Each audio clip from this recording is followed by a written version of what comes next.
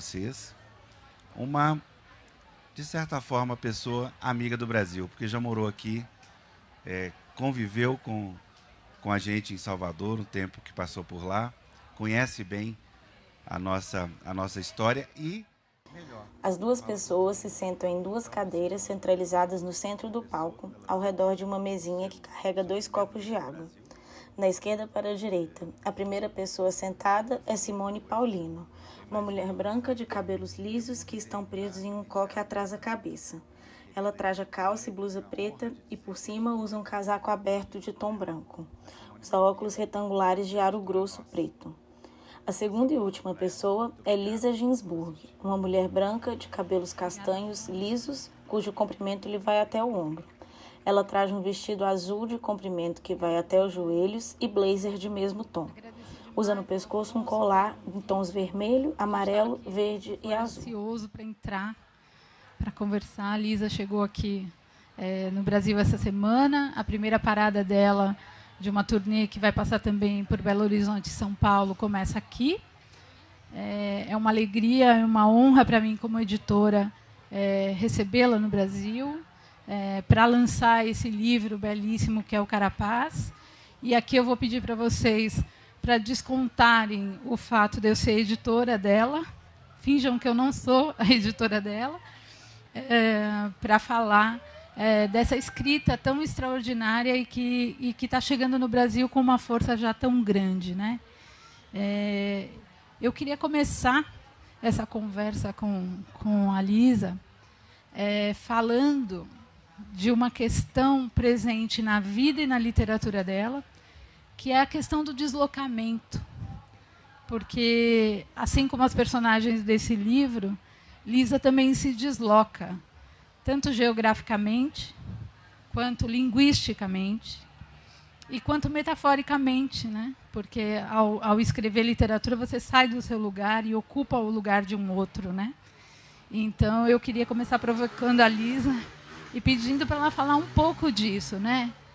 Como é criar essas duas personagens, essas duas irmãs, que se deslocam no espaço e no tempo, porque também vão em busca de uma memória, né?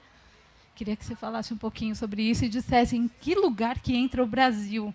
Que desvio é esse, nesse caminho, que te trouxe para o Brasil? Boa noite. Estou muito feliz, agradeço muito, Flera Chá, de verdade, estou muito feliz de ser aqui. Eu falo português, mas não é perfeito, vai ter erros, mas vocês vão ser generosos. Essa questão do deslocamento me parece fundamental, porque eu sempre trabalhei com nostalgia, com saudade. Sempre foi como um motor criativo, porque na minha vida biográfica eu sou judia de origem, então eu tenho já uma história diaspórica no meu ADN, na minha genética, mas, além disso, eu viajei, morei aqui no Brasil, morei na França, morei muitos anos em Paris, e fiquei acostumada com essa dimensão da distância, mas também o que é escrever morando longe de uma casa, o que é casa, o que é terra, a sua própria terra, mas também o que é saudade, porque sempre tem. Essa história de Carapaz surgiu pensando em deslocamento, porque eu imaginei essa família, um núcleo familiar, que já era deslocado porque já não funcionava. Do primeiro momento pensei de construir um romance sobre a família como explosão da família que para de funcionar imediatamente, e já isso é deslocação, porque os pais são vivos, mas moram em outro lugar. Tem uma casa que é a casa das duas irmãs, e se chama assim, a Casa delle Bambine, em italiano, a casa das crianças. Já isso é deslocado, porque já tem 2 lugares. E depois tem uma protagonista que mora na França. Isso tinha um lado um pouco autobiográfico, porque eu construí e escrevi esse romance morando em Paris. e animada de uma grande nostalgia da Itália. Eu também escrevi com essa força da saudade da Itália, de Roma, que é uma cidade na minha vida também muito importante. Agora voltei a morar lá. Então, tudo era deslocado. O que era a ficção já era deslocada, mas também o que era a construção geográfica era deslocada, porque a outra irmã vai morar em Nova York. Tudo está geograficamente muito bagunçado. E já antes de partir, de morar longe, já tem essa deslocação da família deslocada. Mas esse é um tema da vida. Eu escrevi também um pequeno livro que você conhece sobre o que é a criatividade morando fora, o que é escrever, construindo uma vida de escritor estrangeiro, em uma terra que não é a sua, ouvindo todos os dias na vida cotidiana, falar uma língua que não é a sua, mas escrevendo na sua língua. Eu sempre escrevi em italiano. Tudo isso é deslocado. É um tema. Você encontrou o meu tema. Eu acho que vai ser, mesmo agora que eu voltei a morar no meu país, que tudo como se centrou de novo, mas eu sei que vai continuar assim, porque é um tema. Eu sou diaspórica. E como entra o Brasil nesse... Onde é que está o atalho que te trouxe até o Brasil? Tanto do ponto de vista biográfico, se a gente pode dizer assim, quanto do ponto de vista da língua, né? Esse aprendizado, porque ela acha que não, mas eu acho o português dela extraordinário, né? São muito poucos os erros do seu português, né? Então, que é uma língua, sim, é uma língua irmã do italiano e do francês, que você conhece bem, mas é uma língua diferente, né? Como é que você habita essa língua? Em que momento que você... Porque você falou da questão da casa, e aqui a gente vai devagar um pouquinho, você falou da questão da casa, né? Porque Carapaz tem a ver com isso também, tem a ver com a casa, né? Com aquele símbolo da tartaruga que carrega a casa nas próprias costas, né? Então, assim, como é que você achou uma morada na língua portuguesa? Eu li, quando tinha 15 anos, eu contei essa história, um jornalista do Globo que me entrevistou quando o livro saiu. Eu li Jorge Amado, Dona Flor, no navio indo na Grécia, quando eu estava muito jovem, com amigos, viajando, e foi um namoro, pensei, essa cidade de Salvador de Bahia, que maravilha. Às vezes tem coisas assim fatais na vida, né? Encontrei esse romance, fiquei assim pensando, um dia vou ver essa cidade. E depois eu viajei, me apaixonei muito pelo Brasil, também teve uma grande história de amor com um brasileiro. Eu tenho uma filha que é ítalo-brasileira e tudo isso, mas além da minha história privada, é verdade, eu falo português muito melhor que o francês. Eu morei na França há muitos anos, mas não é igual. Eu acho que as línguas são como os amores.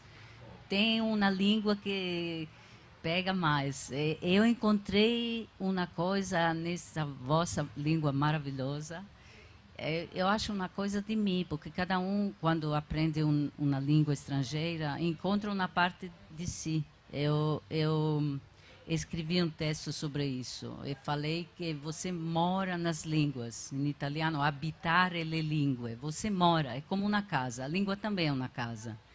E encontrei uma casa no português, na língua portuguesa. Eu não sabia desse texto e dessa coisa, mas é muito impressionante mesmo, né?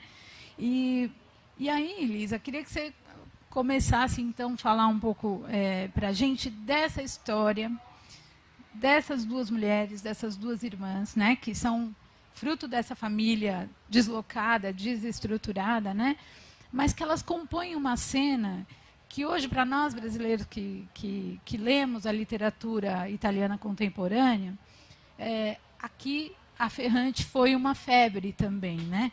Muita gente leu muito a Ferrante. E eu penso que há uma renovação aqui no Brasil no interesse pela literatura italiana, né? queria que você falasse um pouquinho de como está composta essa cena hoje na Itália, que temos falado muito nisso, né? Desse luto imenso que a Itália vem vivendo, né? Como é que está a cena literária na Itália e como que o teu romance dialoga com esse momento literário da Itália? Agora, na Itália, nesse momento, tem muita, falamos disso, mas tem muita autobiografia, autoficção, tem muitos livros que falam de histórias privadas, verdadeiras, tem muita fome disso.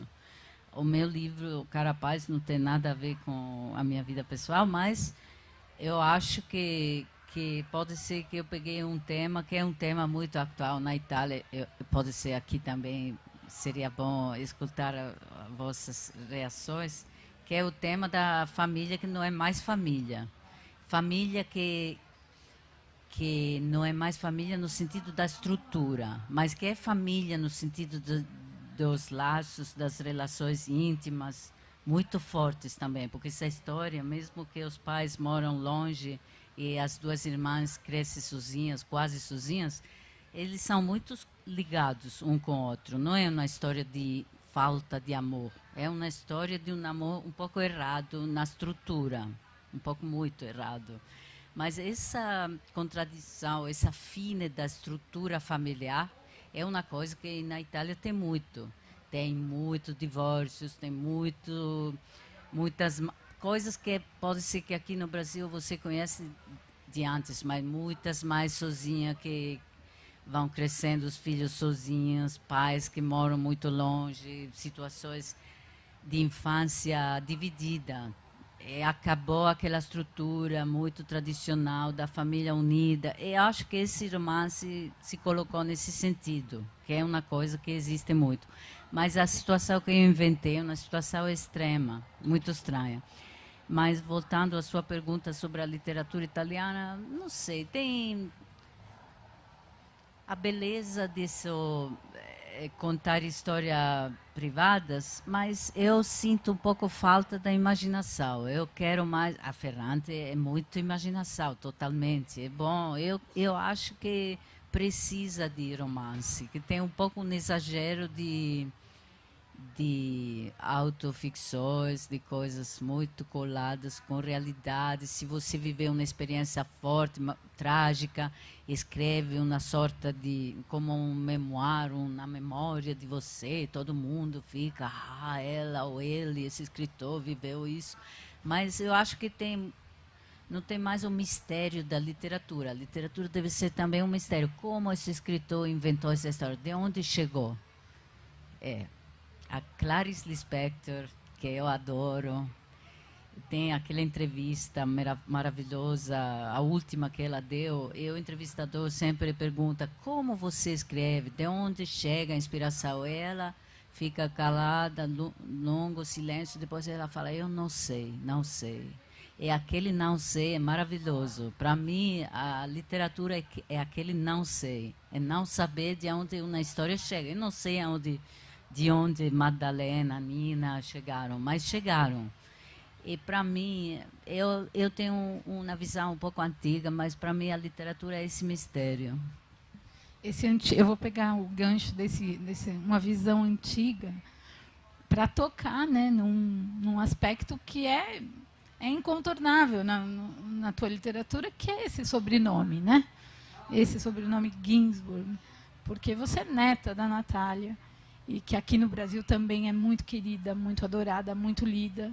E eu imagino que, como a carapaça da tartaruga, é muito difícil também carregar esse sobrenome, né? Porque, além da Natália, Lisa é filha do Carlo Ginzburg, um historiador também muito querido e muito lido aqui no Brasil, né?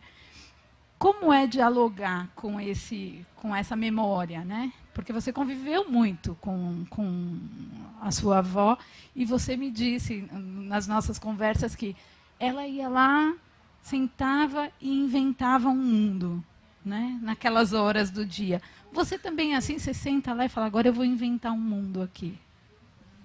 Agora foi um processo, né? Foi um pouco difícil, não foi só um privilégio. Claro, também é um grande privilégio, mas foi difícil porque o mundo fofoqueiro pensa que a pessoa não pode escolher o mesmo caminho. Eu também, por muitos anos, me perguntei, mas por que você está escolhendo isso? Pode ser que está mimando um modelo que está perto, porque não tem coragem de fazer outra coisa.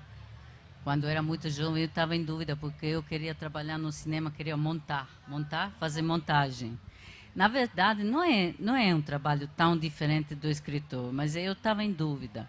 Mas depois foi a minha escolha. Eu paguei preços, mas agora eu não estou mais muito jovem e tudo melhorou. Porque eu sinto de poder falar que achei a minha voz e que a minha avó está atrás e sempre está me encorajando. Ela foi muito generosa comigo, ela sabia desse meu desejo, me apoiou. Agora, com certeza, cada um é a sua história, né? O sobrenome é uma coisa, é uma identidade, mas a identidade é outra coisa. Cada um tem a sua natureza.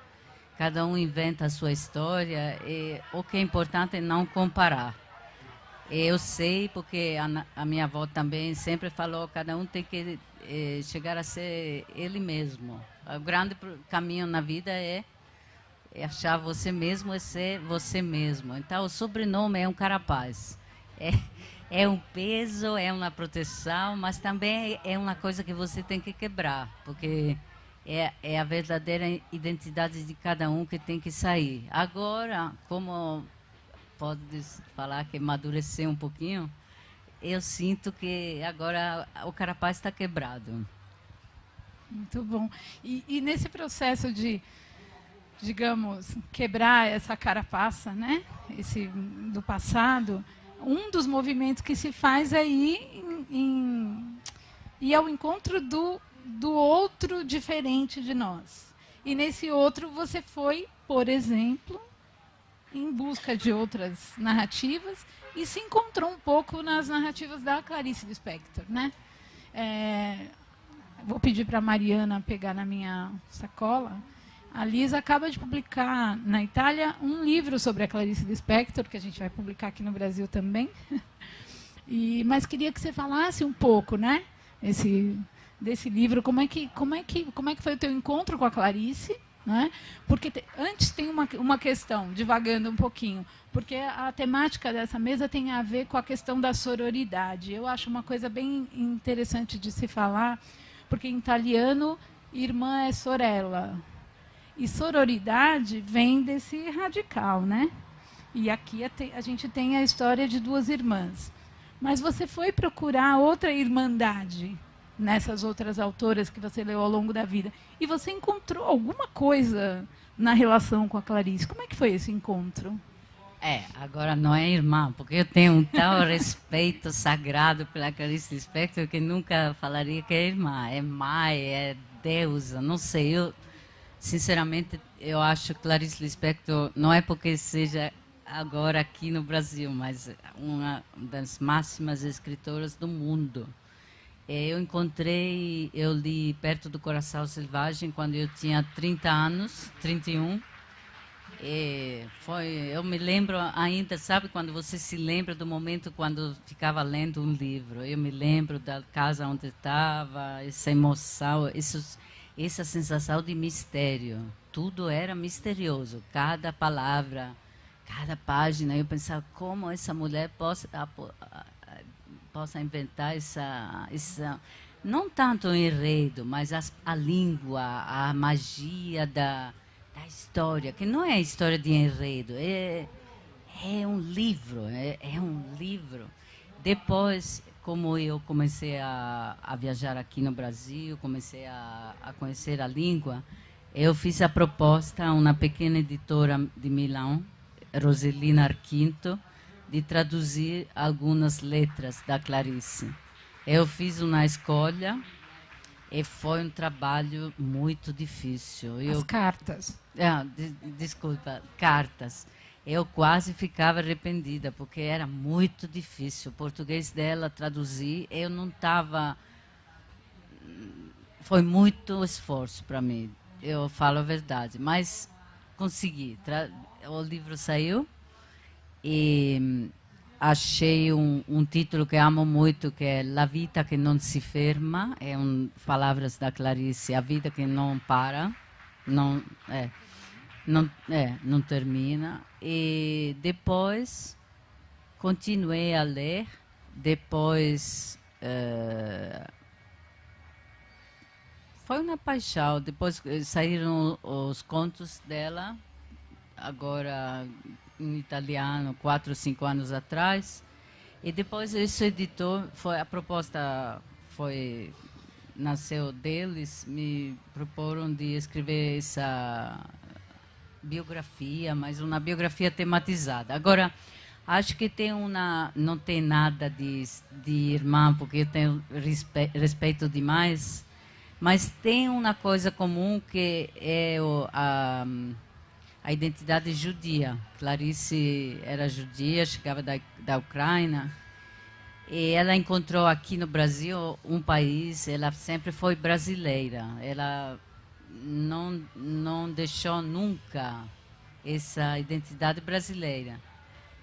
Ela escreveu a carta a Getúlio Vargas para se naturalizar brasileira. Quando ela estava velha, viajou uma missão diplomática literária. Ela foi na Polônia e propuseram de viajar na Ucrânia para ver a terra onde ela nasceu. Ela não quis, ela falou, não, eu sou brasileira. Agora, para mim não é igual, mas eu entendo muito bem como uma pessoa de diáspora judia, teve o pogrom, a família dela conheceu toda a violência do antijudaísmo, como aqui no Brasil ela possa ter encontrado uma casa, de novo. Porque eu conheci isso como judia, eu não sou religiosa, mas é a minha origem, a minha identidade, a minha família, todos somos judios. Eu senti aqui no Brasil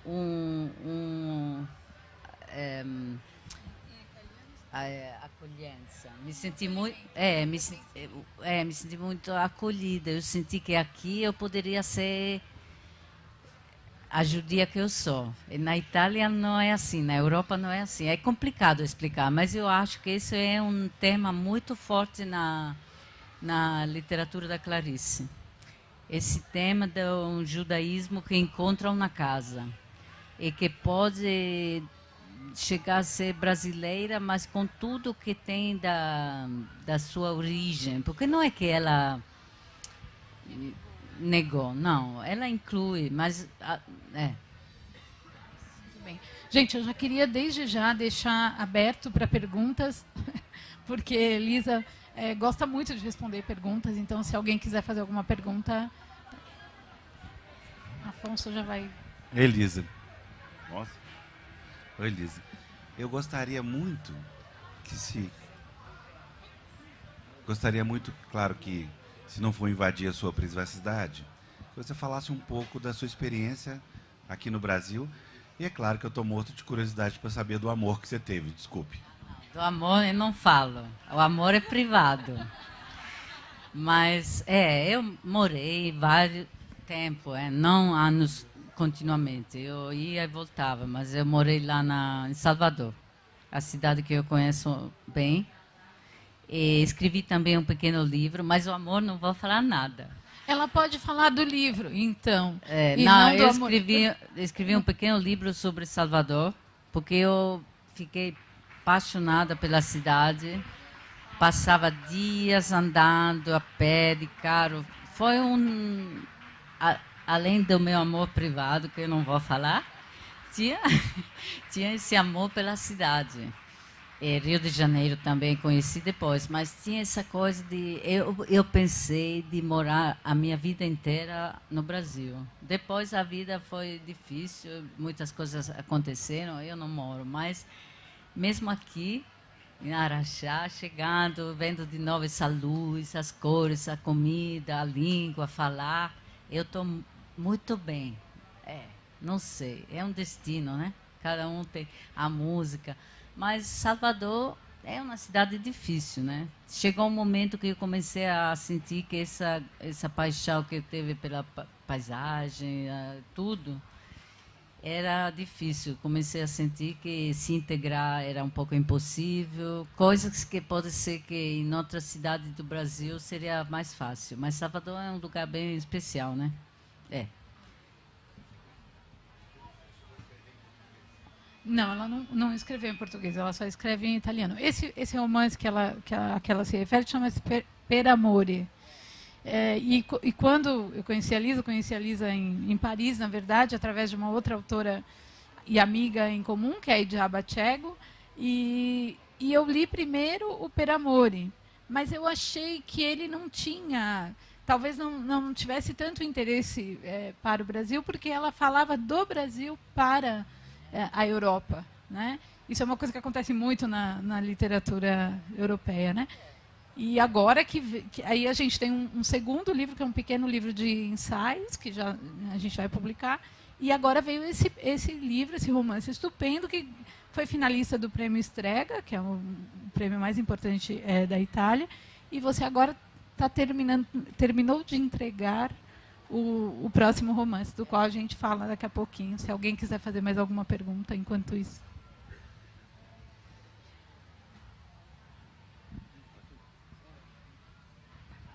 Maria Paula Dallari. Tudo bem? Bom, é uma alegria estar aqui. Eu primeiro queria tirar uma dúvida em relação ao título em português. Eu não tinha entendido por que carapaz, mas se eu entendi bem, a palavra em português é carapaça. Então, por que carapaz? E depois eu queria insistir numa pergunta que é em relação à cena italiana. Qual é a Itália está com um governo de direita, uma perspectiva muito ruim, viveu coisas que são parecidas com o Brasil, que é a Operação Mãos Limpas, que foi inspiradora para a Operação Lava Jato no Brasil. Qual é a perspectiva que se coloca para a Itália e a literatura lá? O que é uma resistência? É um espaço de preservação de humanidade? Como é que você vê a literatura nesse quadro? Obrigada. A questão do título é efetivamente um pouco diferente, porque em italiano, carapaça é carapace. E carapace, a palavra, se você separa, é carapaz. E era muito difícil encontrar o mesmo jogo de palavras. Era impossível. Na Alemanha, o livro saiu há pouco tempo e teve o mesmo problema na França também, em cada país. Mas eu acho que a solução que a nós encontrou é a melhor, porque não dá mais. Como é? Quando eu comecei a escrever esse romance, teve essa figura da tartaruga que voltava, essa carapaça. Escrevendo, mas já estava muito na frente no trabalho, chegou um momento que a palavra eu separei. Mas como um jogo de palavras, porque era a Madalena, a protagonista, que como você estava falando com ela mesma, ela falava carapace. Eu separei. E teve como uma iluminação, porque compreendi que estava o sentido do romance nessa palavra, porque era a proteção, o escudo, o peso da casa deslocada, mas também era carapaz, no sentido de foi assim, acabou, carapaz, santa paz, uma coisa assim. Então eu joguei em italiano muito com isso, essa coisa. Pela questão da perspectiva, eu agora são só 3 dias que cheguei aqui no Brasil, mas eu esperava de sentir uma atmosfera pesada, ainda triste, ainda com o peso de tudo que aconteceu. E foi muito surpresa, positivamente, de sentir que tem leveza, que já está muito... essa grande virtude de vocês, de saber ir na frente das coisas. A Itália tá duro, né? Tá duro porque não sei como falar, eu não sei como vai ser. Não, é muito difícil imaginar. Esse governo já, quanto é? Quase setembro vai ser 1 ano que está lá. Já fiz muito mal para mim. Mas não sei até que ponto eles são estáveis. Todo mundo fala, vamos ter esse governo por anos e anos. Mas eu não sei, ontem saiu um escândalo de um político importantíssimo, do filho dele, um pouco como aqui, né? Não é Lava Jato, não é nada a ver com isso, mas escândalo, temos isso em comum também, né? Brasil e Itália, que às vezes tem escândalo inesperado que muda tudo. Eu acho que possa mudar. É uma situação política que não é seguro que seja tão estável como o mundo fala, mas é verdade que na Europa, nesse momento, está tudo muito na direita, né? Está indo...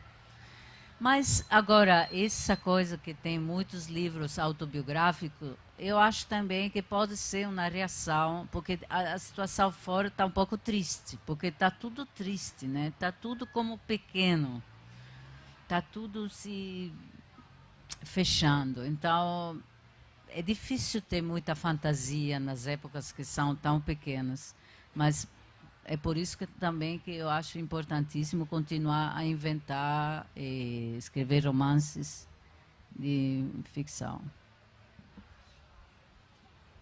Alguém mais?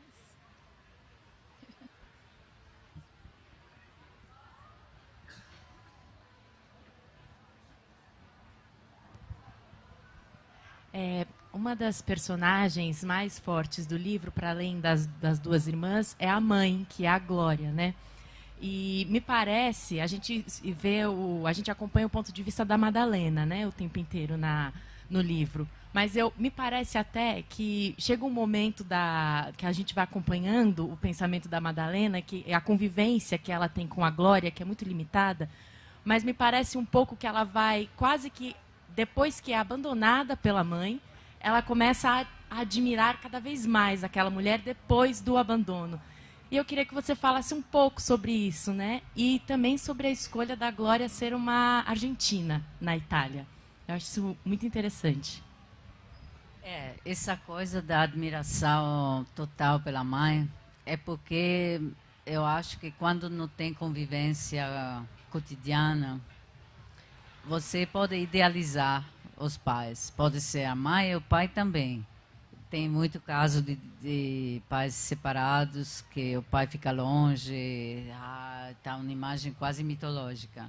Aqui nessa história é a mãe. Porque o pai é muito fraco, muito estranho, e também é a pessoa que, na verdade, provoca a separação. Porque todo mundo, lendo o livro, acha que foi a Glória, a mãe, que parte, mas, na verdade, foi ele que também fechou tudo. Mas ela... O feito que ela seja argentina, estrangeira, é muito importante. Quando eu pensei nesse enredo, pensei que essa mulher deveria ser estrangeira. No começo, não estava certa que era da América Latina. Poderia ser da Europa do Oeste, não sei. Estava em dúvida. Mas depois escolhi essa coisa argentina porque tem esse grande coração, não sei, não porque seja argentina, mas latino-americana em geral. Essa coisa de conseguir recomeçar, mesmo que ela parte, que ela se afasta das filhas, que é uma coisa muito violenta. Mas depois ela ama muito as filhas. Muitas vezes na Itália, apresentando o livro, tem o público e fala: mas como uma mulher, uma mãe, possa deixar as filhas? Como é possível? Mas ela é uma força, ela tem uma grande força de coração. Não é que ela se afasta. Isso do lado dela. Do lado das filhas, tem essa coisa. Tem essa coisa de idealizar a pessoa, a figura da mãe, porque está longe. É mais fácil quando uma figura está longe, porque o que falta é aquela coisa um pouco aborrecida de todos os dias, não tem adolescência. Elas, Madalena e Nina, as duas irmãs, não conhecem aquela agressividade que você tem quando é adolescente com a mãe, porque era uma figura ideal. Mas também uma figura ideal porque a Glória tem a sinceridade de ser a mulher que ela é. ela não esconde nada, as filhas. Eu inventei uma cena quando elas vão de férias juntas, na ilha Ponza, lá na Itália, na praia, ficam juntas. É um momento muito intenso de toda a proximidade que elas não tinham em geral. Mas nesse momento, como as filhas são quase adultas, a Glória fala a verdade. Ela fala: eu não poderia ficar lá. Para mim era muito doloroso, para mim não era possível. Eu acho que quando uma mãe ou um pai tem a coragem de falar a verdade, os filhos amam, porque os filhos amam a verdade. Odeiam as mentiras, o que é escondido, não falado. Os filhos querem a verdade, mesmo que seja dura, muito difícil a digerir, mas os filhos querem isso e elas admiram muito essa força de sinceridade dela. E esse nome fortíssimo, né? Glória, porque tem uma, ela vence algo, né? Ela supera algo. É muito. A gente está indo já para o encerramento. Queria saber se tem mais alguma pergunta. Se alguém mais quer falar. Qual o nome do seu amor? Não. Não. Esse lado lá, não. Não. Bom. Bom, sim. Vamos encerrar. Você vai falar da Casa Fiat? Eu tomei dela para agradecer. Uma salva de palmas para a Simone, que foi maravilhosa.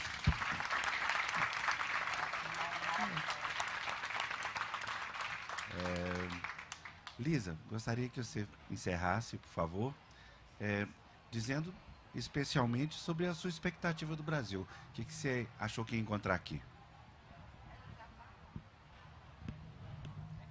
O que você achou que ia encontrar aqui no Brasil?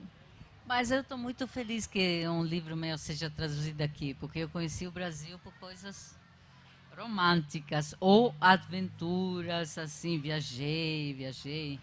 Mas juntar as coisas, ser aqui por uma questão de trabalho, me dá uma grande felicidade. Eu agradeço de novo muito pelo convite. E agradeço muitíssimo a nós e a Simone pela publicação. Mas é bom juntar as coisas, porque, de verdade, o Brasil é uma terra para mim, é um país, é uma coisa muito forte, mesmo que são muitos anos que eu não voltava. Mas ser aqui com a minha profissão é como completar as coisas. É belíssimo. É belíssimo. Obrigada.